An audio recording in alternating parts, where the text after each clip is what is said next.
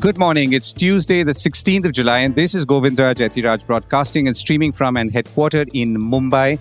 The take, and it's a quick one. The markets are obviously trading at highs once again and will perhaps continue to do for some time, even if they stay flat. The problem is derivatives, as we've been discussing here for some time now. More and more horror stories are emerging, including in a detailed piece in the Economic Times of how youngsters, mostly in the 20s, are feverishly trading in futures and options in the stock market and losing lakhs of rupees. It is logical to assume that they do not research the stocks as such and are driven by, as increasing anecdotal evidence shows, by tips shared either on WhatsApp or SMS or even platforms like YouTube, amongst others. Given that some of them do not have any other income and have actually been borrowing to speculate in the markets, then it would be only further accurate to assume that understanding of markets, or for that matter even the risk involved in the truest sense, is limited. When I say risk, I mean when you borrow without thinking really about how you will repay and when. Close to 80% of options contracts traded in the last year were on Indian exchanges, according to data from the Futures Industry Association quoted by the Economic Times this time. Official turnover in the derivatives segment is above 500 lakh crore rupees or 500 trillion rupees. Now that's a figure that's impossible to wrap one's head around. And this has more than doubled from 210 lakh crore rupees in 2018. So as we've been discussing here, a lot of this is really a post-COVID phenomenon, or rather COVID-induced and then post-COVID sustained phenomenon. So the regulatory bodies, including the Securities and Exchange Board of India, are quite evidently scratching their heads to find a way to cool this trading frenzy. The problem, of course, extends into the arms of the Reserve Bank of India, since people are borrowing as well, or pledging gold, or maybe other assets. Now, the system will not take a hit because the risk management measures are fairly strong. But that does not mean the individuals, and it could be tens of thousands of them, will not be hurt badly if they are not already when markets go up and down. Even if markets stay strong and steady, there is nothing to say that all bets will prove right, as those anecdotal incidents show, because people have lost money and filed losses in their income tax returns. It is clear already that there are segments within the markets, whether small and mid caps or verticals like PSU stocks, which are considered very overvalued. Now, that can correct either because of fresh regulatory action or the threat of it, or an external trigger. When I say that can correct, I mean derivatives trading as a composite. So research that we've talked about here as well, and quoted once again by the Economic Times, suggests that 9 of 10 traders incurred losses, and even those making profits paid as much as 50% as transaction costs. So if you are a derivatives trader or a frequent derivatives trader, I hope you're listening and paying attention. So now you also know why there is free brokerage for buying and selling of regular stocks, because the brokerages are making it up in futures and options trade, particularly some of the brokerages whose front-end apps are slick and most inviting and do not perhaps give you the impression that you're losing money even as you're tapping away at the phone. Of course, all of this could change as SEBI is tightening, or is set to tighten norms further by making it more difficult for people to jump in and start trading. More actions are on the way, including presumably higher margins on trading and making derivatives into true hedges for stocks rather than speculative instruments that have little to do with that underlying share or stock. And our top stories and themes for the day: the stock markets hit record closing highs, earnings results are steady. Oil holds at $85 a barrel as China demand weakens. India's exports fall to a 7-month low, though overall annual targets are still in sight. Why premium phone sales are rising in India. Apple hits $8 billion of revenues. And why a holiday in Europe has become more expensive and challenging.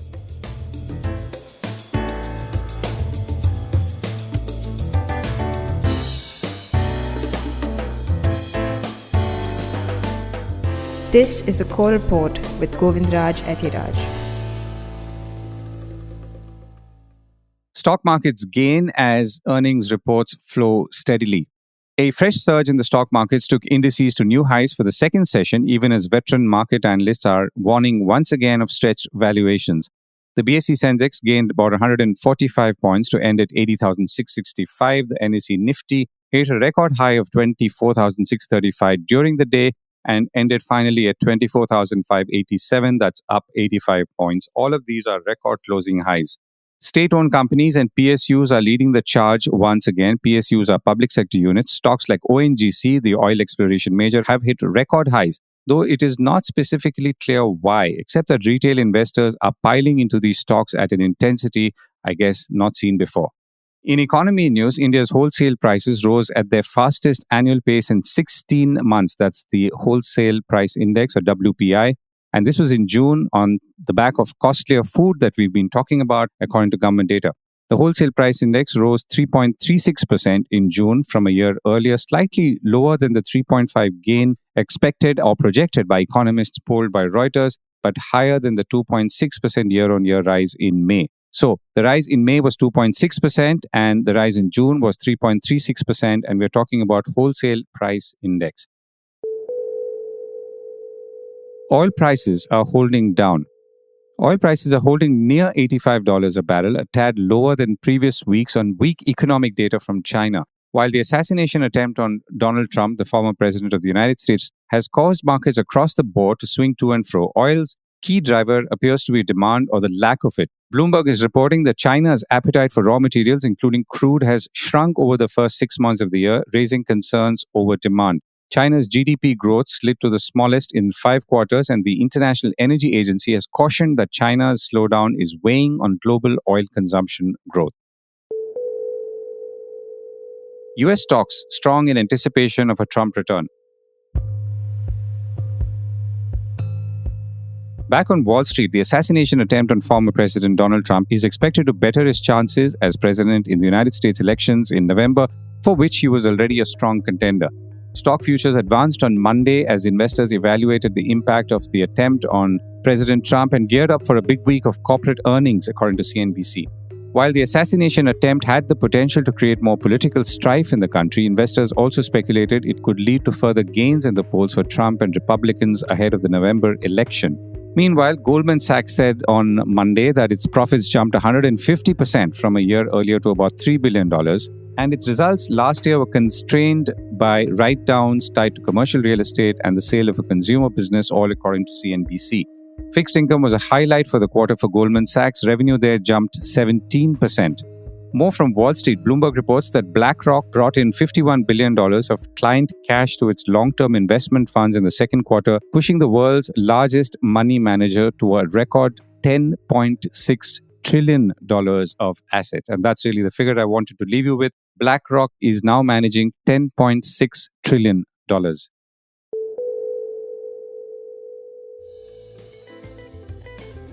Thank you for listening and your support for the Core Report. We've been streaming for a year, and we think this is a good time and ripe for a quick feedback from you on what we can do new and better on this podcast. And thank you, as always, for some good critical feedback.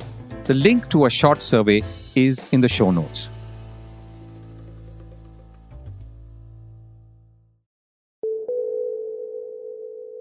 India's exports fall to a 7-month low. So exports have fallen. In terms of value, exports have now fallen to a 7-month low to about $35.2 billion, Business Standard quoted data released by the Commerce Department of the Government of India. The trade deficit narrowed to about $21 billion in June compared to a 7-month high of $22 billion in May, but again widening from about $19 billion last year. So the trade deficit has narrowed to about $21 billion in June. Merchandise imports grew about 5% to about $56 billion, thanks to an increase in imports of items such as petroleum products, electronic goods, metals, among others. The government is confident that India will cross $800 billion of total exports, that's goods and services, during the current financial year. Quarterly figures, they say, are quite optimistic, and services exports, as we know, continue to do well. Apple is zooming in India. Apple's annual sales in India have hit a record of almost $8 billion, up about 33% in the last 12 months through March from $6 billion a year earlier, according to Bloomberg. So by the way, Apple and Samsung now control more than 90% of the premium end of the smartphone market, which grew some 64% in the last year, more than other segments, according to Counterpoint Research data shared with the Core Report, and more on that shortly. But Apple's stranglehold of the $920 plus premium phone market segment is noteworthy, also demonstrating the brand's pricing power. Some 137 million smartphones will be sold in India this year, and some 1 of 3 smartphones will be financed, which in turn is driving sales of smartphones and particularly more expensive ones. I reached out to Tarun Phatak, Research Director at technology research organization Counterpoint Research, and I began by asking him what were the key reasons behind the spike in Apple sales. If you look at India's smartphone market, last year was more or less flat, right? But the premium segment in which Apple largely operates, Counterpoint defines premium segment as something which is more than 30,000 and above. So that segment actually grew by 64% year on year. And the reasons for that were easy financing schemes, which resulted in consumers jumping price bands to purchase higher price smartphones. Almost like one in three smartphones were purchased through financing in 2023. So what happened is, as a result of this premium category growth, Apple also grew in this particular price tier. So what is happened is, last year was the first time Apple surpassed 10 million iPhone shipments in India, and it was also the number one in terms of revenue in the calendar year for the first time. So if you look at the market ASP is close to like 250 to $60. Apple is selling it close to like 920, $930 in India. So that is helping. Obviously, apart from that, we can say that Apple continues to enjoy the strong brand pull it has in one of the biggest market in the world with respect to the youth. And then if you look at, we have N minus one, N minus two, which is like latest minus one iPhone still being sold pretty well in this country, because for a lot of users, it's the iPhone that matters and not necessarily the latest or the one. So all of these factors helped Apple to grow largely on account of this iPhone sales. That seems to be pretty robust year on year now, and we expect that to continue to grow in the next few years as well. Right. And premium segment that you talked of, and of course in general as well, has Apple taken away share from other phones? And how does that contrast with the overall market and its size and change? Yes, so largely if you look at 2018 or so, OnePlus used to be number one in terms of the premium smartphone sales. And now this particular position is between, you had Apple over there, you have Samsung, even Vivo came in, right? So Vivo and OnePlus, you have more competitors in this segment now. Motorola is there, Google is there, Oppo is there. Earlier, it used to be only Samsung, OnePlus, Apple dominating almost like 95% of the uh, premium market. So that is happening. If you look at even in the premium market, you have affordable premium, which is like 30 to 45,000 rupees. Vivo leads that space with almost like 33% share. But if you look at 45K and above, that's the segment where Apple has almost like 45-50% market share, is competing very closely with Samsung in that space. So, which means Samsung is holding a similar position, or Yes, a little less, because then you have OnePlus a bit over there, you have foldables, Motorola, large vehicles, but the key competition, anything above 45-50K, is between Samsung and Apple. so you're saying above 45,000 rupees, there are basically two players who control more than 90% of the market. Yes. Got it.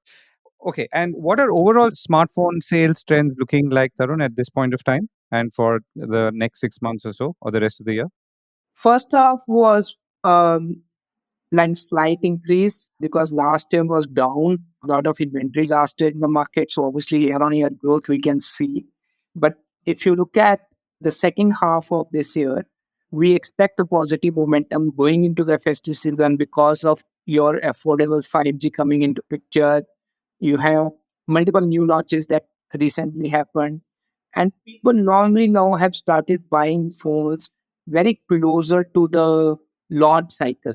Like, for example, if a new phone is happening, they'll start buying it closer to the, let's say, if there are any discounts happening online or there are bulk purchase, bundle purchase that are happening.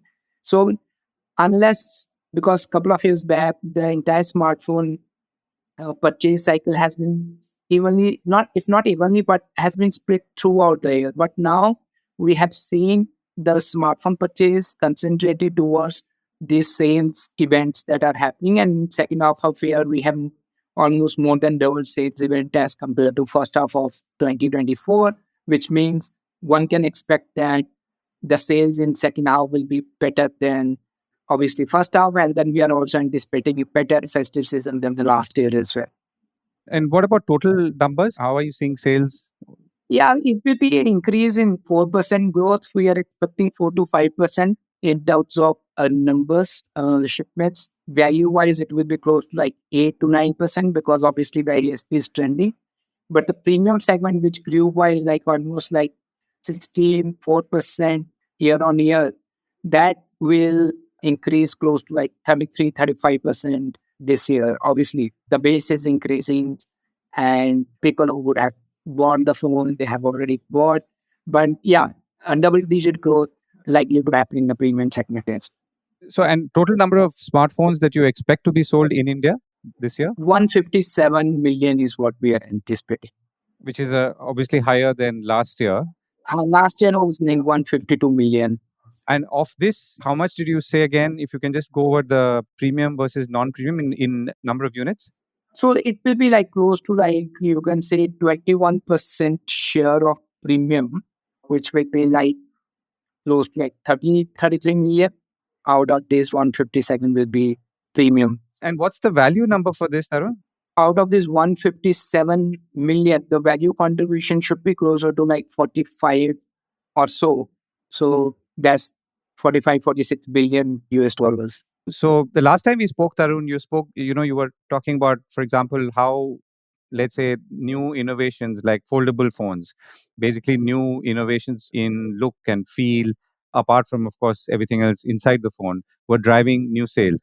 Is that something that you see continuing? Any addition to that? Or I think apart from the form factors, there's new thing called Gen AI. Still early to say that it will translate into the sales, but that's something we, as a trend, we are seeing in the premium category. Like Samsung just announced the new foldable spin AI. So AI is getting more mind share now as compared to earlier because we have seen Apple's entry into this space, official entry into this space through Apple Intelligence a couple of weeks back in WWDC. right. Tarun, thank you so much for joining me. Thanks a lot. There's record tourism in Europe. Despite extreme weather conditions, high hotel prices, and overcrowding to the point that locals are protesting in many parts of Europe, Europe is still in peak demand for summer holidays. So much so that a new report from the European Travel Commission on tourism spending and travel spends published in the second quarter of 2024 and shared with Bloomberg says international tourists are projected to spend a record 800 billion euros in Europe this year, which is a 37% increase over pre-pandemic levels of about 580 billion euros. Overseas visitor arrivals are also up about 6% over 2019 thus far, marking a fresh record for the region. Americans are driving this year's European tourism boom, and 72% of the record tourism spend has so far taken place in Western European destinations. Further revenue boosts have come from intra-regional visitors, says the report, and returning East Asian tourists, mostly from China. Greece, despite experiencing increased climate impact, including heat waves and wildfires, that is, heat waves this year and wildfires last year, has not seen any impact on its appeal. Indeed, apparently, the country has seen fancy yet affordable hotel options increase this year. And this applies to Indians too, that is, Indian tourists. There's a growing preference for lesser visited or less crowded European destinations in the south. Overseas tourist arrivals for Croatia and Malta rose above 2019 levels, and even countries like Albania have seen an increased share. Indians separately, of course, are also visiting countries like Georgia and Uzbekistan increasingly.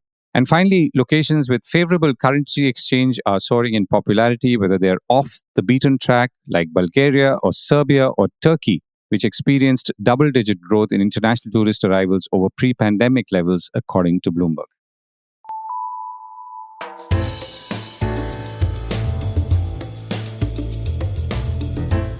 That was the Core Report with me, Govindraj Ethiraj. Do stay connected with more of our coverage at the Core. You can check out our website or sign up to our newsletter for our exclusive stories, one in-depth feature a day on www.thecore.in. Do also track us on LinkedIn, where we usually post synopses or extracts of our top stories and interviews. We would love your feedback on how we can make business more interesting and relevant, including, of course, India's vibrant manufacturing sector. So write to us at feedback@thecore.in, and thank you once again for listening.